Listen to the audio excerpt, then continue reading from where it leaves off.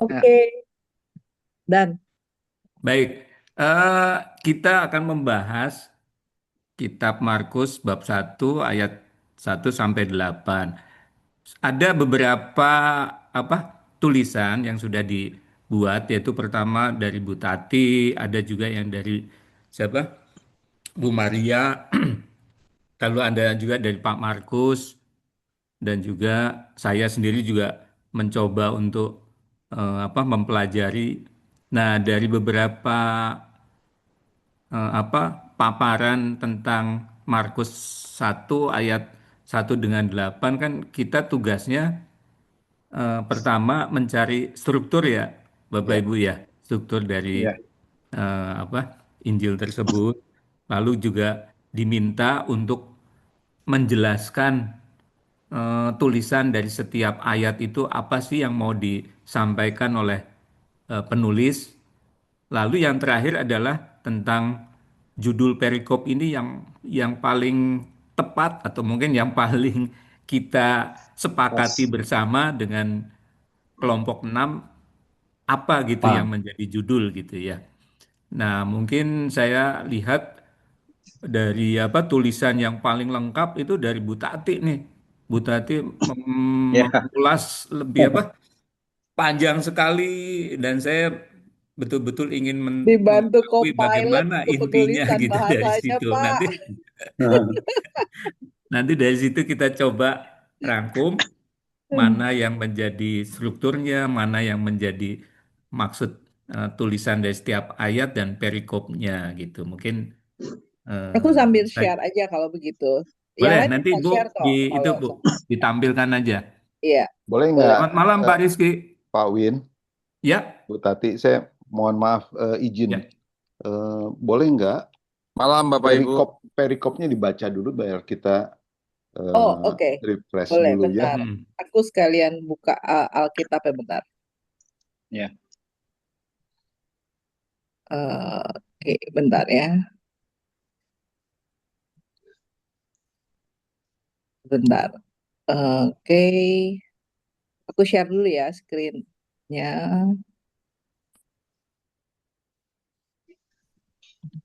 Bentar.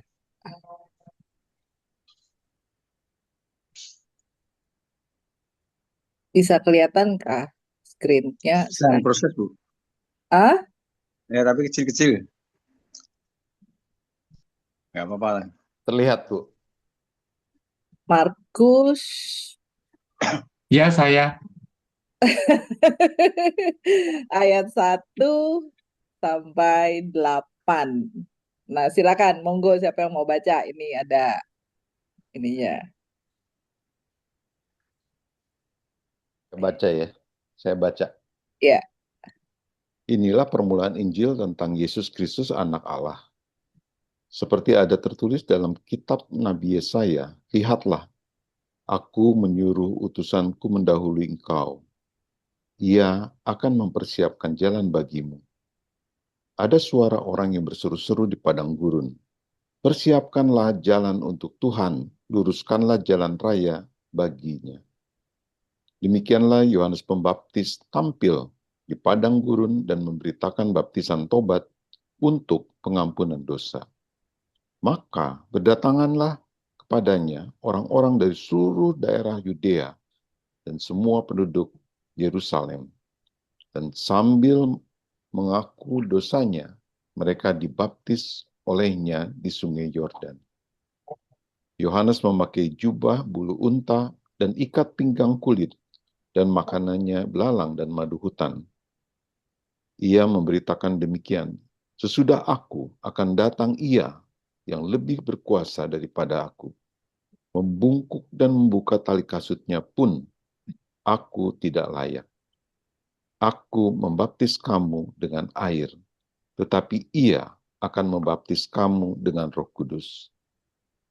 Demikianlah Injil Tuhan. syukur kepada Allah. Terpujilah Kristus. Anda ya tadi ya buka. Aku udah buka. Udah Udah kelihatan. kelihatan, Bu. Udah Oh, kelihatan. Di, ini. Ya. iya, Digedein aja Bu. dimaksimize aja, Bu. Dimaksimize. Oke. Udah kelihatan? Sudah, tapi kurang Udah gede. kurang gede.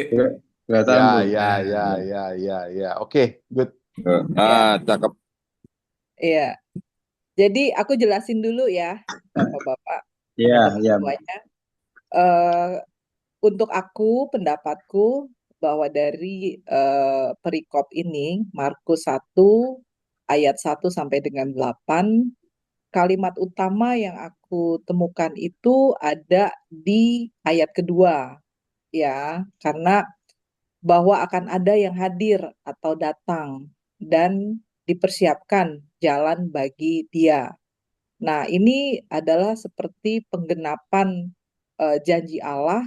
Kalau aku baca di Bible itu kelihatan ada di bawahnya itu ada apa sih namanya tuh yang BDK, apa sih, Banding. eh, bintang, Bandingkan. bandingkan itu dengan Markus 8 ayat 1 atau 2 itu dengan Maleaki bab 3 ayat 1 di perjanjian lamanya. Lihat aku menyuruh utusanku, perjanjian yang kamu kehendaki itu, dan seterusnya. Nah, dari situ aku melihat bahwa ayat 2 ini sebetulnya kalimat utamanya bahwa akan datang utusannya, yang kemudian caranya, persiapan itu bagaimana, itu dijelaskan di ayat-ayat berikutnya bahwa yang datang itu merupakan Mesias, keselamatan ya melalui pertobatan, pembaptisan. Nah, di situ dilakukan baptis yang dilakukan oleh Yohanes Pembaptis atau juga baptisan yang dilakukan oleh Yesus Kristus, yaitu dengan baptisan Roh Kudus, dengan Allah Bapa, Putra dan Roh Kudus, seperti itu. Nah, dari situ muncullah yang akhirnya penggenapan janji Allah itu di ayat 1 sampai 2 itu, bahwa yang tadi sudah dinubuatkan dengan Allah bahwa Allah itu setia pada janjinya, kedatangan Yesus itu tidak tiba-tiba tapi dipersiapkan. Dan Yohanes Pembaptis itu adalah penggenapan bahwa Yesus juga harus dibaptis untuk menjadi salah satu persiapan bahwa Yesus itu adalah kudus, suci, dan itu adalah Allah Mesias, seperti itu.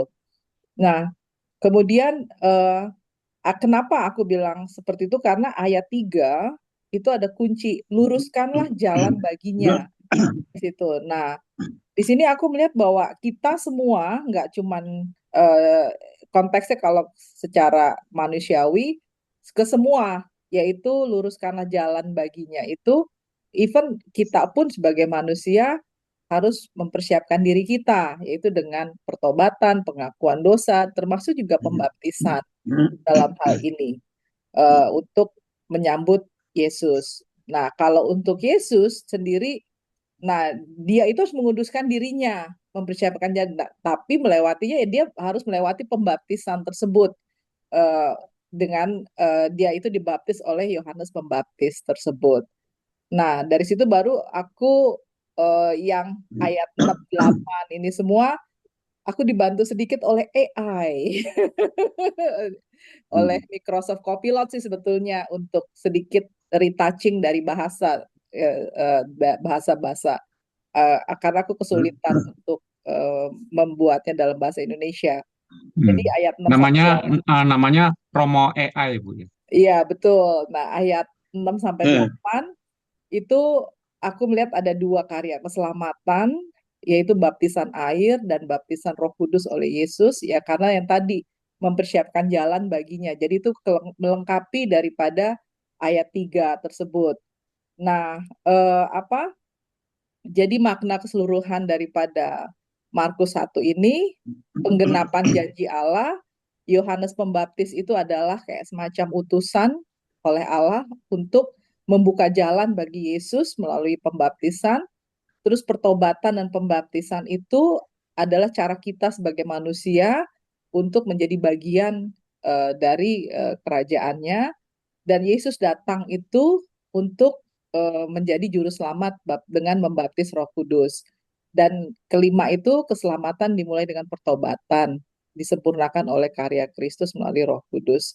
Jadi mungkin itu sih, dan yang selebihnya itu lebih kepada ya lebih detail daripada teologisnya. Itu aja sih sebetulnya, Pak. Terima Masih Bu kasih Bu Tati. Tati. Kayaknya ini udah lengkap sekali nih. Kita kasih applause Tapi dulu deh Pak supaya Markus semangat. juga bagus itu, sangat singkat gitu. Nah, aku Iya. stop share, teman-teman bisa sharing. Aku udah Iya. kasih ini apa kasih eh, untuk bisa sharing masing-masing. Iya. Monggo, silakan. Iya, mungkin ini kan dari kitab Bu Tati ya. Kalau dari kitab Pak Markus sendiri bagaimana nih?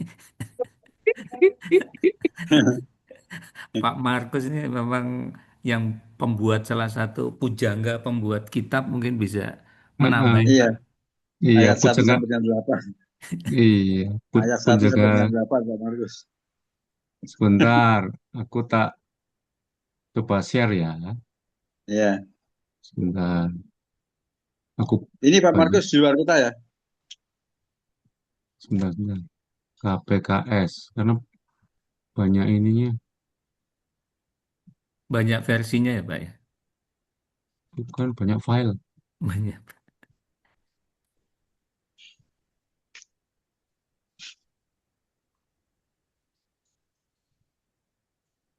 Oke, aku coba share.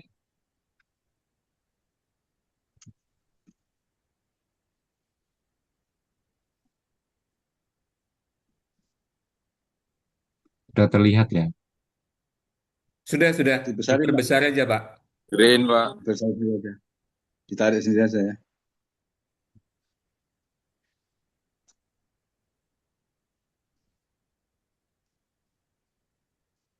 Udah lumayan ya, kelihatan ya. Kelihatan, Kecil kelihatan. juga. Tambahin aja, gedein, Pak, hurufnya. Nah, lumayan. Lumayan ya. Ya. Oke, Ya, sebentar. lumayan, Pak. Iya, saya tak minum kopi dulu.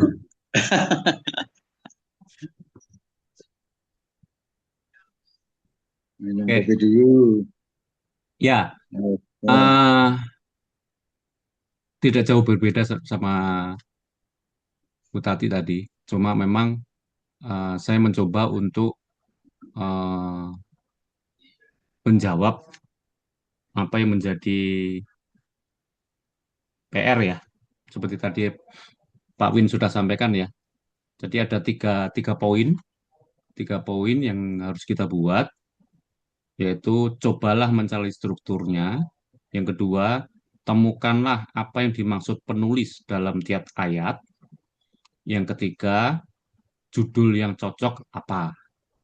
Itu ya, saya coba mencoba ke sana, tapi nanti kita bisa diskusi. Untuk struktur, karena kalau di teori Romo yang sudah pernah kita eh, diberikan, itu ada beberapa cara ya. Cara satu adalah memilah-milah kalimat sehingga dapat diketahui mana kalimat utama dan mana anak kalimat. Kalau kita bicara struktur, kebetulan tugasnya adalah eh, soal nomor satu adalah strukturnya apa. Nah, di struktur ini terus terang saya bingung mana sebenarnya struktur utama. Nah, kalimat utamanya eh, ada di ayat 2, ada ayat 3, ayat 4, 7, dan 8 menurut saya. Tapi dari pilihan 5 ini, mana yang cocok sebenarnya struktur utama, kalimat utama, itu saya belum ketemu. Makanya saya share ke Bapak Ibu. Tapi kalau tadi penjelasan dari Bu Tati, kok saya cenderung setuju bahwa kalimat utamanya adalah di ayat 2, yaitu membersihkan jalan bagi Tuhan. Sebenarnya ini. Oke, kalau menurut saya. Kenapa demikian? Karena di ayat-ayat berikutnya itu eh, selalu mengabarkan adalah, ini contoh ya, sesudah aku akan datang, ia yang lebih berkuasa daripadaku. Itu satu. Ya, jadi kalimat utamanya lebih ke sana. Yang pertama ayat 2 ya. Ayat 2 adalah seperti ada tertulis, kita lihatlah aku menyuruh utusanku menolong engkau, ya kan. Ia akan mempersiapkan jalan bagimu. Oke, kan itu diulang-ulang sebenarnya ini ya kata-katanya. Ada suara berseru-seru pada gurun. Persiapkanlah jalan untuk Tuhan. Yang ketiga, diulang-ulang sampai 3 kali. Satu hal yang sama sebenarnya. Terus kemudian ini anak kalimatnya sih. Demikian Yesus Pembaptis tampil pada gurun bla bla bla bla bla bla bla. Terus mau dibaptis, Yohanes memakai jubah bla bla bla. Inilah diberitakan. Jadi menurut saya betul kata Bu Tati, kalimat utamanya adalah eh, mempersiapkan jalan untuk Tuhan. Kalau disimpulkan itu satu. Oke, pertanyaan kedua, maksud penulis tiap ayat. Nah, saya nggak tahu apakah seperti ini yang dimaksud. Maksud penulis tiap ayat. Jadi ayat 1, saya berpikir maksud penulisnya adalah si Markus ini mau menunjukkan bahwa pada awal tulisannya itu tulisan Markus, Markus ingin menyampaikan siapakah Yesus ini pada ayat 1. Karena ayat 1 dia menyebutkan tentang Yesus Kristus anak Allah. Ayat 1, ia ingin menunjukkan siapa Yesus. Ayat 1. Ayat 2, Markus ingin menunjukkan bahwa peristiwa Yohanes Pembaptis ini, di perikop ini, yang dia akan tulis tersebut, itu adalah pengenapan nubuat. Kita akan bisa lihat, dia menunjukkan bahwa seperti ada tertulis dalam kitab Nabi Yesaya, lihatlah aku menyuruh utusan aku mendahului engkau. Ini Markus ingin menunjukkan bahwa peristiwa Yohanes ini adalah pengenapan akan nubuat. Itu ayat 2 dan 3. Karena itu berhubungan. Kemudian ayat 4, Markus ingin menyampaikan bahwa ada ajakan pertobatan dari Yohanes Pembaptis. Di ayat 4. Ayat 4, dia mengajak pertobatan. Ayat 5, ajakan itu didengarkan oleh banyak orang. Ayat 5, Markus ingin menyampaikan itu, menyampaikan cerita itu. Kemudian ayat 6, Markus ingin menyampaikan tentang ciri-ciri dari Yohanes Pembaptis. Saya pakai pilihan katanya deskripsi, tapi mungkin itu tidak pas juga. Tapi saya belum menemukan padan kata yang pas. Dia ingin menunjukkan bahwa Yohanes Pembaptis itu dia tuh memakai jubah bulu, dia memakai ikat pinggang kulit, dan makannya belalang dan madu hutan dan sebagainya. Kalau dari pelajaran siapa ini berarti Yohanes Pembaptis itu ada kemungkinan Eseni ya, golongan Eseni yang dia bertapa di gurun itu ya. Nah, si Markus ingin menunjukkan ciri-ciri daripada Yohanes Pembaptis. Itu ayat 6. Ayat 7 dan 8, Markus ingin menyampaikan bahwa Yohanes Pembaptis ini ingin menunjukkan bahwa ingin meninggikan Yesus daripada dia. Meskipun dia yang membaptis, tapi dia merendahkan dirinya dan meninggikan Yesus. Itu soal nomor 2 dengan pertanyaan maksud penulis tiap ayat. Oke. Pertanyaan ketiga, judul perikop yang cocok. Ini saya masih bingung antara dua ini. Kok cocok semua sebenarnya. Tapi saya merefer dari yang apa disampaikan Bu Tati. Saya pikir judul perikop yang cocok untuk ini ada mempersiapkan jalan bagi Tuhan. Itu teman-teman. Jadi Baik, makasih Pak Markus jawabannya untuk antara ini 1, pemaparan 2, 3. dari Ya. kitab Cakep, Markus Pak. ini. Cakep. Nah, Bapak-Bapak dan Ibu, mungkin dari dua tadi pendapat dari Bu Tati dan Pak Markus, apakah ada juga yang berbeda gitu ya dalam memilih struktur utamanya yang mana?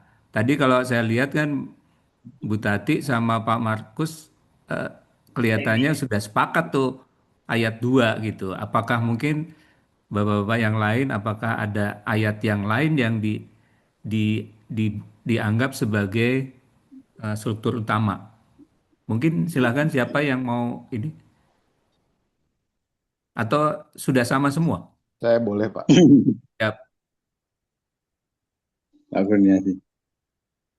Saya coba share ya.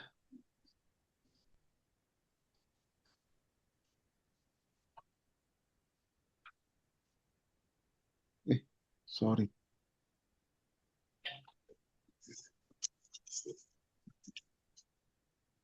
kita waktunya berapa Pak?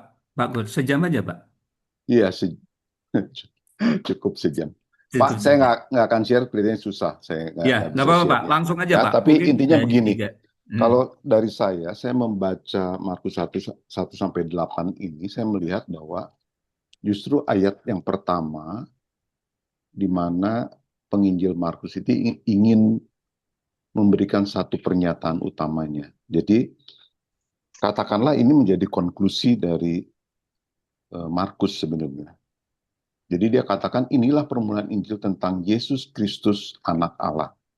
Itu dia memberikan satu konklusi. Orang-orang belum tahu siapa Yesus, tapi dia mau memberikan satu pewartaan bahwa dia mau menceritakan yang namanya Yesus Kristus itu anak Allah.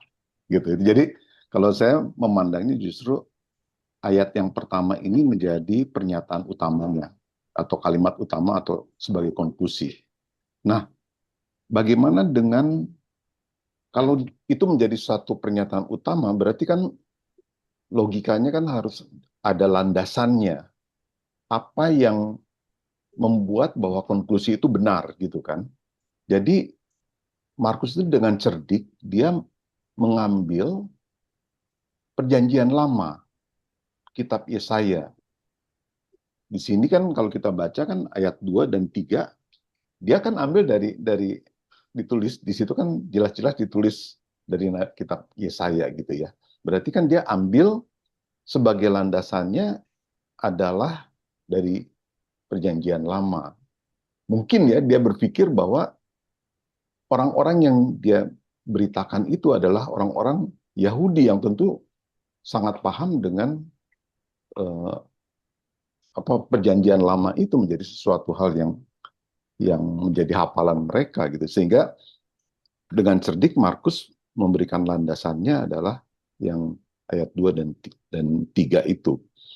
Nah, kemudian apakah landasan itu cuman menjadi landasan kalau tanpa bukti gitu kan? Tentu tidak kuat. Nah, lagi-lagi Markus itu dengan cerdik dia tunjukkan bahwa landasan itu juga ada benar-benar terwujud loh. Ada hal yang terejawantah gitu, mewujud. Kalau kita baca selanjutnya kan ada orang, misalnya di ayat 3 ada suara orang yang berseru-seru di padang gurun gitu kan. Di ayat 4 kan yang berseru-seru itu siapa? Yang zaman sekarang itu kan zaman Yesaya gitu kan. Yang zaman sekarang itu dia bilang yaitu Yohanes Pembaptis gitu kan. Nah, ini kan kalau kita baca ayat 2 ada utusan, ya kan? Dikatakan aku menyuruh utusanku mendahului engkau kan gitu kan. Utusanku itu siapa ya? Yohanes Pembaptis itu. Jadi kalau kita lihat rangkaiannya bahwa Markus ingin memperkenalkan Yesus sebagai anak Allah, tapi dia pinjam perjanjian lama dari Yesaya itu yang ngomong soal bahwa Allah itu menyuruh utusanku sebelum engkaunya itu tentu Yesus itu gitu kan. Utusanku itu siapa yang berseru-seru di padang gurun itu? Ya Yohanes Pembaptis kalau menurut Markus itu di ayat 4 gitu kan. Sehingga apa yang dijadikan landasan oleh Markus itu kejadian di ayat 4. Nah, di situ diceritakan bahwa hal-hal yang Yohanes Pembaptis ini serukan, bertobatlah dan berikan dirimu dibaptis itu dan Allah akan mengampuni dosa, itu ditanggapin ada responsnya dari orang-orang dikatakan bahwa di semua penduduk di daerah Yudea dan seluruh penduduk Yerusalem. Jadi seruan itu bukan tidak ditanggapi, tapi justru ditanggapi oleh banyak orang. Nah, kemudian Markus dalam hal ini memperkenalkan juga sebenarnya gimana sih identitasnya si Yohanes Pembaptis itu ya. Ada baju bulu unta, ikat pinggang kulit dan sebagainya, itu kan untuk menyatakan bahwa ini loh orang yang menjadi utusanku yang di ayat 2 itu namanya Yohanes Pembaptis yang orangnya macam seperti ini gitu kan. Gitu. Nah, kemudian poin yang terakhir adalah penekanan bahwa sosok utusan itu sebenarnya hanya membuka jalan kedatangan tokoh utama yang di dalam pernyataan 1 itu sebenarnya. Jadi kalau kita baca dari ayat 1 sampai ayat 8, Markus mau memberikan satu statement untuk cerita semua di Injilnya itu, seluruh Injil, dia akan membuka pelan-pelan, misalnya seperti bawang gitu, dia akan kupas pelan-pelan, sampai si pembacanya itu, dia akan paham. Oh, intinya itu, Yesus itu seperti ini toh, gitu kan. Yang mati, disalib misalnya, dan bangkit dan sebagainya. Tapi di awal-awal kan kupasan bawang itu kan pelan-pelan. Kalau dari 1 sampai 8 kan dia sama sekali belum bicara apa-apa tentang siapa Yesus sebenarnya yang diomongin bahwa inilah Injil tentang Yesus Kristus anak Allah. Itu kan pernyataan utamanya yang dia mau coba kupas gitu. Kalau menurut saya begitu, Pak. Terima kasih. Terima kasih Pak Kurniadi. Jadi Pak Kurniadi melihat bahwa struktur utamanya justru di ayat 1 ya Pak ya. Siap. Baik, mungkin ada yang lain ayat mana yang menjadi Saya boleh, Pak. siap, silakan. Tapi saya nggak bisa show dulu ya, Pak. Belum Gak apa-apa. saya pindahkan. Ya, kalau saya sih ngeliatnya sama seperti Pak Pur. Jadi, kalau kita bicara dari sisi kalimat utamanya ini sebenarnya ada di ayat 1. Jadi, di ayat 1 udah clear bahwa identitas Yesus udah langsung ditunjukkan. Jadi, Kristus adalah Mesias atau Putra Allah. Nah, untuk yang pendukung berikutnya di ayat 2 ini, ayat 2 dan 3 sebenarnya yang dipaparkan dari perjanjian lama supaya bisa inline dengan perjanjian baru. Jadi kalau kita bicara yang di ayat kedua ini sebenarnya dari Maliaki 3 ayat 1. Lihatlah aku menyuruh utusanku dan sebagainya. Kemudian untuk ayat 3 ini baru di Yesaya 40 ayat 3. Untuk sisanya ini sebenarnya kalau saya lihat 4 sampai 8 mungkin secara singkat merupakan menjelaskan pelayanan mengenai Yohanes Pembaptis. Kemudian kalau kita bicara dari struktur teologisnya, kalau kita bicara ayat 1 ini sebenarnya pengantar Injil. Jadi awal kabar baik tentang Yesus Kristus Putra Allah. Jadi ini menetapkan kerangka seluruh Injil sebagai pemenuhan janji Allah. Kemudian untuk ayat 2 dan 3 ini terkait dengan pemenuhan nubuat. Jadi ayat 2 nubuat dari Nabi Maliaki, ayat 3 Nabi Yesaya. Kemudian kalau ayat 4 dan 5 ini sebenarnya pelayanan Yohanes, jadi penampilan Yohanes padang gurun, baptisan pertobatan untuk pengampunan dosa, dan seterusnya. Kemudian untuk ayat 6 ini sebenarnya askes Yohanes artinya bahwa semacam latihan rohani mungkin ya. Jadi dia menggunakan pakaian bulu unta, ikat pinggang kulit, makanan belalang, dan madu liar, dan sebagainya. Kemudian untuk ayat 7 sampai 8 ini mungkin pengumuman Mesias terkait Yohanes merendahkan diri, dia lebih besar daripada aku. Dia akan membaptis kamu dengan Roh Kudus. Jadi kontras baptisan air dengan baptisan roh. Struktur ini mungkin di padang gurun melambangkan tempat pertobatan dan pemenuhan waktu Tuhan, di mana dosa dikonfrontasi sebagai Mesias datang seperti dalam Yohanes menyiapkan jalan melalui iman, baptisan, dan pertobatan. Membuat jalan Tuhan lurus melalui tanda-tanda. Paling itu kalau misalkan judul ya mungkin eh, ini kita bicara terkait panggilan pertobatan untuk menyambut Mesias. Kalau itu dari saya sih. Itu aja sih mungkin. Terima kasih. Baik, makasih Pak Miko. Pak Miko sama dengan Pak Kurniadi ya kalau gitu. Jadi ada yang ayat 1, Judulnya tadi ada apa, yang ayat 2. Pak Miko? Judulnya tadi apa?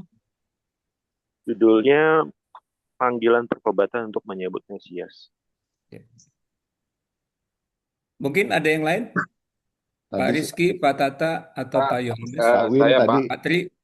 Pak Win. Halo, Pak. Siap, Pak Rizky. Ya, mohon maaf Pak, sebelumnya saya ada di luar kota. Oh, Jadi, ini cari dana ya Pak?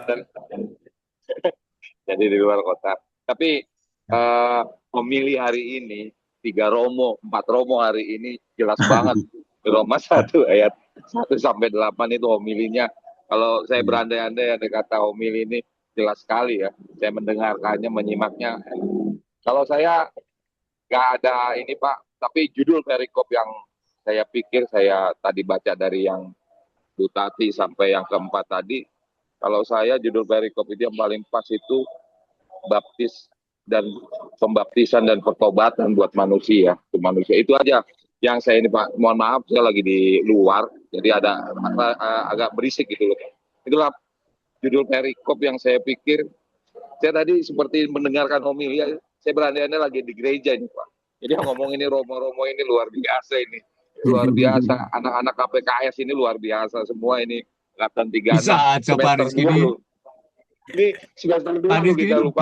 lebay. Pak Rizky lebay. Tuhan, saya Pak berandai-andai kalau Rizky. semester Ini belum 6 lulus, ini Pak. Itulah itu aja, ciri Pak. khasnya kelompok 6, Pak Rizky. Iya benar. Benar. Ya, saya itu aja Pak. Jadi mohon maaf saya juga lagi di luar kota. Ya, jadi itulah saya pikir saya udah baca lah ayat 1 sampai 8 itu adalah pertobatan. Saya sudah sempat baca juga memang pertobatan dan pembaptisan itu yang paling pas, tinggal diatur kata-katanya Pak. Terima kasih Pak Tri. Sama-sama Pak Rizky, terima kasih. Jadi Pak Rizky menekankan untuk di perikop ini atau struktur utamanya adalah pembaptisan dan pertobatan. Mungkin Pak Yohanes atau Pak Tata ada yang lain? Pak Tri? Sebenarnya loh Pak, saya juga ada yang beda dengan bapak-bapak yang lain. Kalau saya mendengar dari teman-teman yang sharing tadi, saya cukup artinya lengkap ya. Cuman yang saya garis bawahi memang di sini adalah karena akan datang Mesias dalam kutip ya melalui Rasul Yohanes, itu sebuah kabar gembira, kabar baik. Ya. Kabar baik itu sudah dinubuatkan oleh Nabi Yesaya. Perjanjian lama ya, memang itu perjanjian lama dengan perjanjian baru itu memang perjanjian lama itu kan sebenarnya kan selalu ribet ya, selalu istilahnya bersaing-saing begitu ya. Namun demikian dengan adanya perjanjian baru yang kelak akan datang ini akan menjadi Injil yang pertama, akan menjadi sebuah pegangan bagi semua. Itu Pak, saya sedikit ringkasan. Tapi dengan Bu Tati, dengan teman-teman tadi Pak Markus yang strukturnya berdikatakan oke ya, itu saya setuju. Saya setuju lah. Itu Pak dari saya, Pak Win. Makasih. Terima kasih Pak Tri. Pak Yohanes atau Pak Tata ada ini? Oke, saya deh. Ya, silakan Pak. Kalau saya sih sebenarnya pada prinsipnya sih sama dengan yang lain. Cuman di sini saya ada sedikit tambahannya adalah membandingkan dengan konteks sekarang di mana sosok Yohanes Pembaptis itu adalah sebenarnya kita juga. Kita tuh juga sebagai utusan Allah yang diutus. Sebenarnya kita diminta untuk menjadi pewarta bagi kerajaan Allah juga. Nah, sehingga bagaimana supaya kita dapat menjadi pewarta, itu kita juga senantiasa harus membuka diri untuk kehadiran Tuhan dengan cara bertobat dan bersedia dibaptis itu. Itu aja sih tambahan dari saya. Siap Pak Yohanes. Lengkap. Jadi Ya. lengkap. nambah melengkapi Pak Tata, ada yang mau Cakep, Ya, ditambah? cakep, saya cakep nambah ini. Pak. Cakep banget. Jadi kalau ditanya antara kan ada dua pilihan Pak ya, lebih ke arah poin satu atau poin kedua. Kalau saya melihatnya masih ke poin kedua sih Pak, karena kan memang kalau artinya poin ke satu itu semata-mata itu karena awal dari Injilnya Markus gitu kan, dia pembukaannya ya Injil ini bercerita tentang Yesus sebagai Mesias gitu loh. Jadi kalau berkaitan, nah poin itu kenapa kalau kita lihat kan kemarin kata Romo Yosef kan kemungkinan yang menulis Injil Matius itu juga Markus sendiri gitu kan ya kemarin. Nah saya coba kalau lihat di situ kan Matius juga isinya tuh tentang Yohanes Pembaptis di situ bener-bener tidak ada Kristus di situ.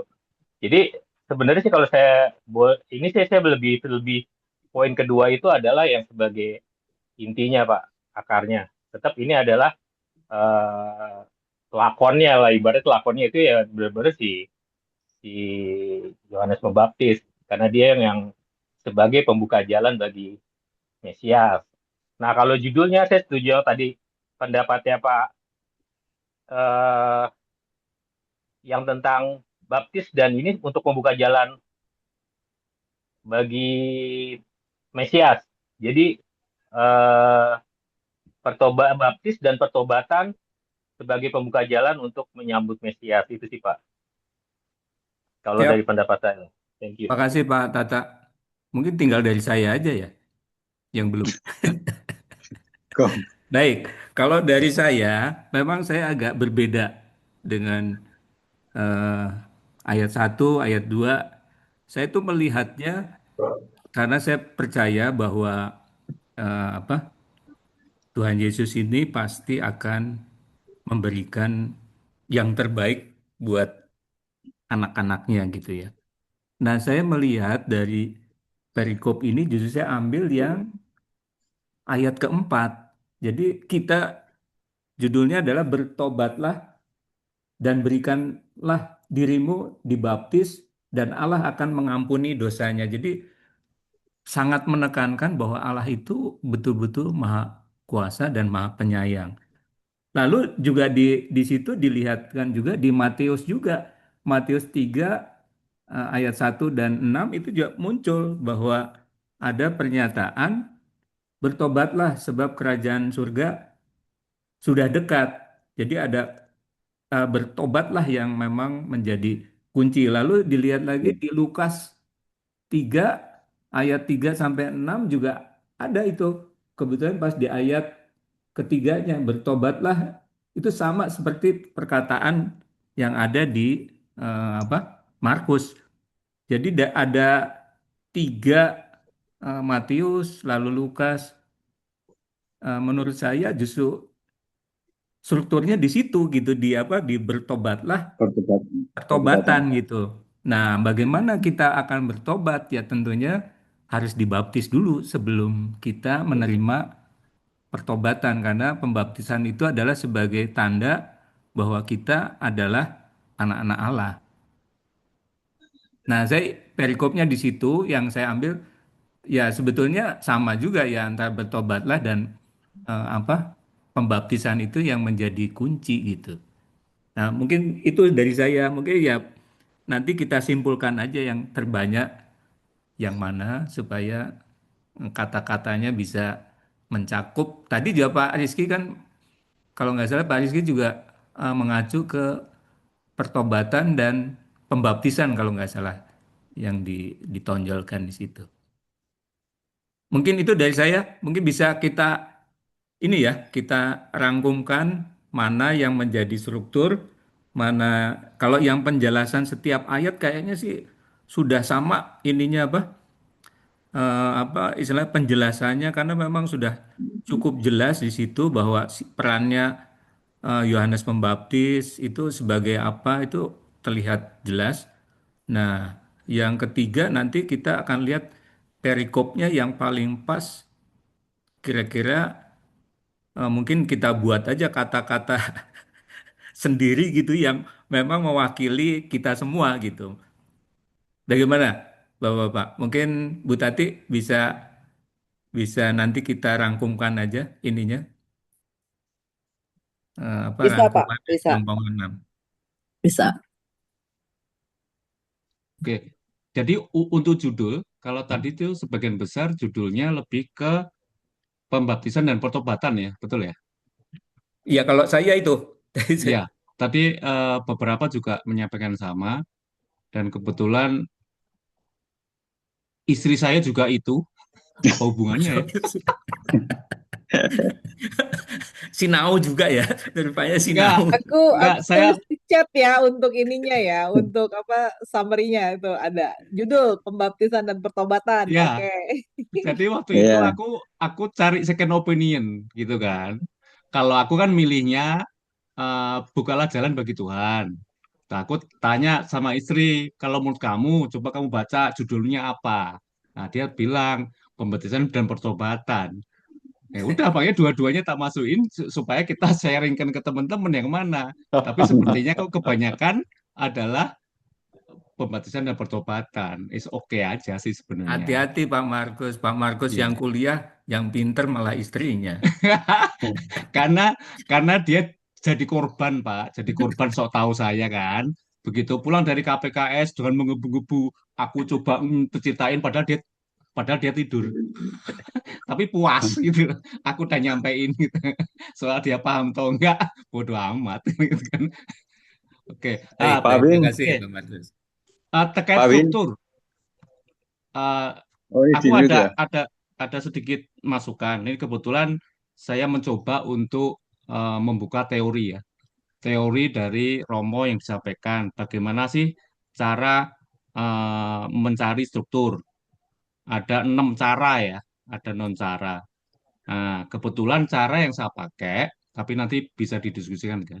Kebetulan cara yang saya pakai adalah cara keenam, yaitu pemilahan dengan fokus pada kata-kata yang serupa atau mirip, yang terulang-ulang dalam urutan yang sama. Kebetulan saya memilih struktur itu pakai cara yang keenam itu, yang disampaikan oleh teori oleh Romo. Makanya kenapa strukturnya saya lebih memilih bukalah jalan bagi Tuhan, karena itu diulang sampai 3 kali. Menurut saya gitu, tapi monggo. Karena sebenarnya strukturnya apa aja sih, bener aja sebenarnya. Mau judulnya apa aja sih, sebenarnya bener juga, karena nggak ada yang salah. Karena Romo nanti juga akan menilai bukan salah dan benar, tapi bagaimana kita bisa jelasin sih. Gitu.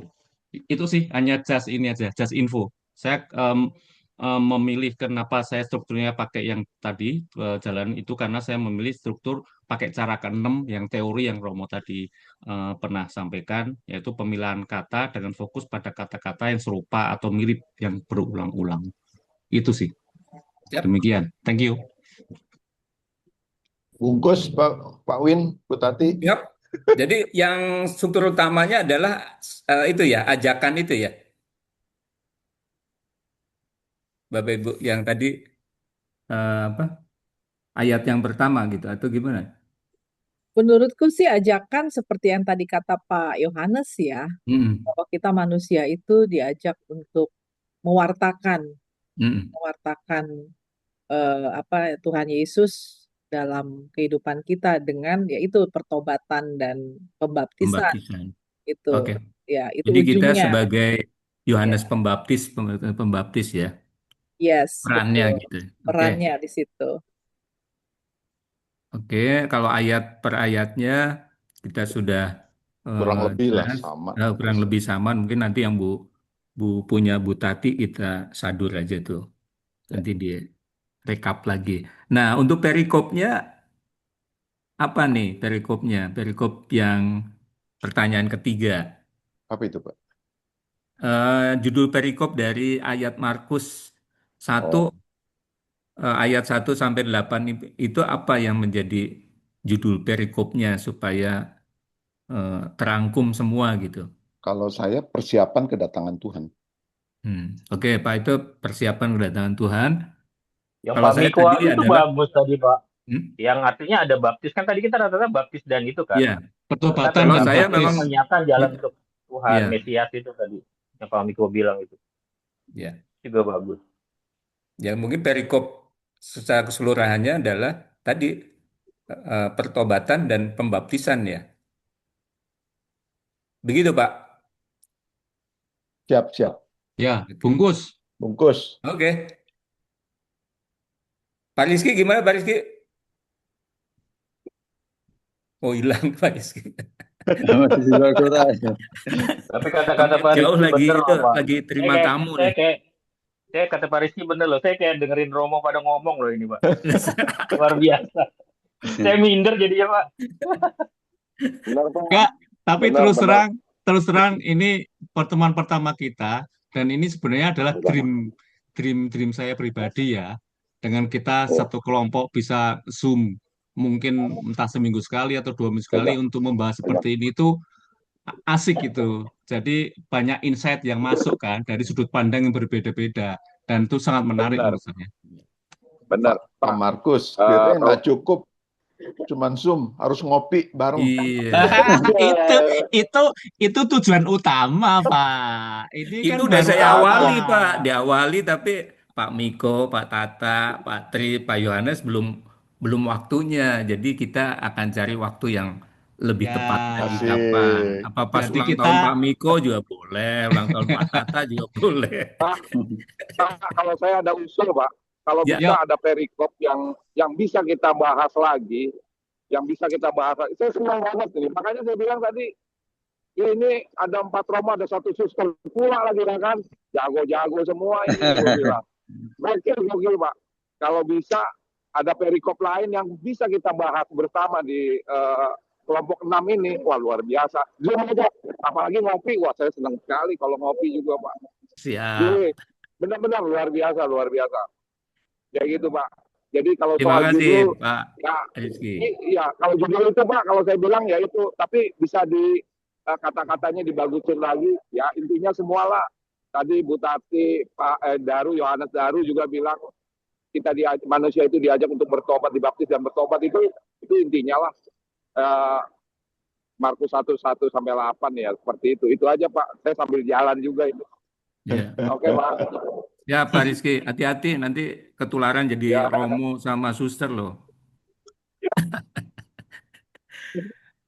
Baik, mungkin nanti kata-katanya Bu Tati di ini aja ya. Kalau Aku udah lihat. tulis di chat sedikit Oke. itu, udah ada. Jadi Jadi bisa mencari kalimat ya. simplify di situ, nanti bisa di ini lagi. Siap. Oke. Baik, mungkin masih ada yang lain? Tinggal 1 menit lagi nih, kita kesepakatan 1 Doa jam. aja, Pak. Oke. Nah, doa biasa kita akan hukum adalah yang datang terakhir nih. Siapa yang terakhir tadi? Tadi Pak, saya di jalan, Pak. Oh ya sudah. Bahaya kalau di jalan nanti. Ini kelihatan apa? Kelihatan jadi pendetanya nih kalau jadi. Menyampaikan Pak dulu. Tata aja, Pak Tata. Pak Tata, mohon ditutup dengan doa.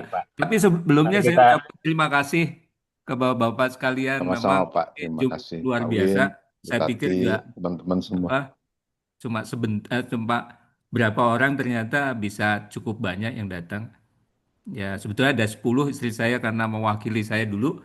Jadi 9 orang sudah cukup mewakili. Terima kasih. Silakan Pak Tata. Baik, mari kita tutup dalam doa. Dalam nama Bapa dan Putra dan Roh Kudus. Amin. Allah Bapa yang bertata di dalam surga, terima kasih Bapa karena pada malam hari ini kami kelompok 6 baru kali ini bisa berkumpul untuk saling berdiskusi tentang perikop yang terutama tentang Injil yang Kau sabdakan Tuhan. Berkati kami Bapa, semoga apa yang kami bahas pada malam hari ini dari berbagai sumber, dari berbagai pandangan, boleh memperkaya iman kami akan Injil-Mu Tuhan, sehingga ini boleh berguna bagi kami di dalam kami menerapkannya dalam kehidupan kami sehari-hari. Terima kasih Tuhan, berkati semua yang kami semua agar kami dapat beristirahat, terutama teman kami Rizky yang sedang dalam perjalanan, semoga boleh selamat di jalan, berkumpul dengan keluarga dengan selamat. Terima kasih ya Bapak, biarkan doa ini boleh dimuliakan dalam doa yang Kau ajarkan. Bapa kami yang ada di dalam surga, dimuliakanlah namamu, datanglah kerajaan, jadilah kehendak-Mu di atas bumi seperti di dalam surga.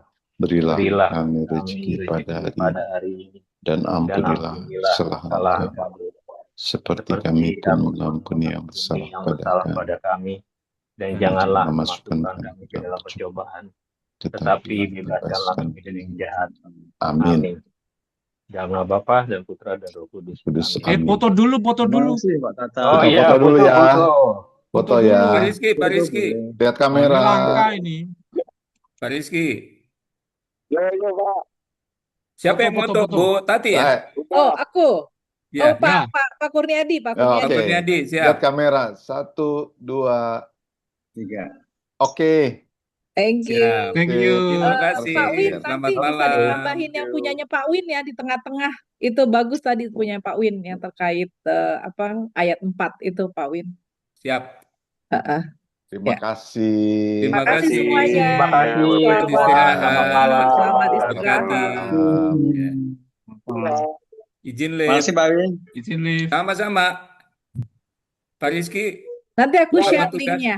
Nanti aku share link recordingnya. Ya. Oke. Siap, siap. Thank you. Ya, Pak Rizky. Ya.